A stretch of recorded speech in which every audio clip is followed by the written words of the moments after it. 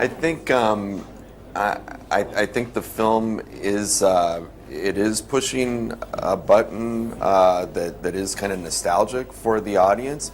It was never an intention to try and exploit that kind of 80s culture, but in telling the story, I wanted to tell the story of kind of the history of video games, not just modern games. So it was a conscious choice on my behalf to really include like those old games, to celebrate them, and to kind of bend both ends of video game history against itself, to maybe to show more, where we began and where we are now, and in doing that, it seems to be striking a chord, with the older audiences and younger ones alike.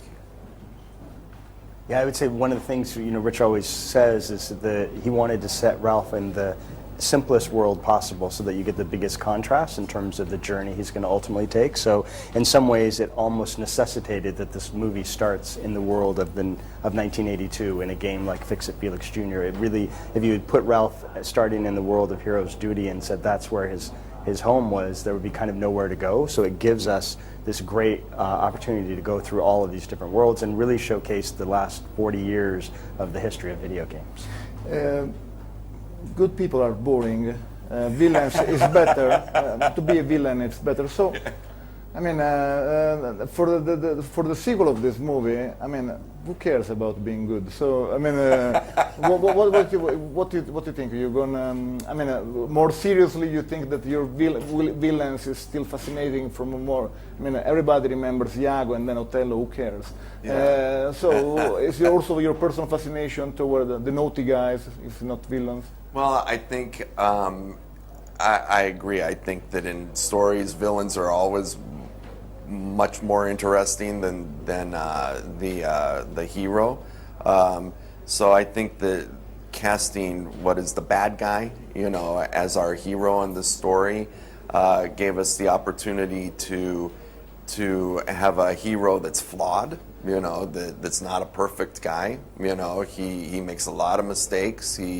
He does things that are that your typical hero would not do. He steals things. He's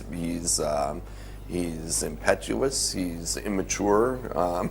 So to me, that's a compelling hero. We did actually start when we were developing the movie. We did imagine that the hero of this story was going to be the good guy character Felix.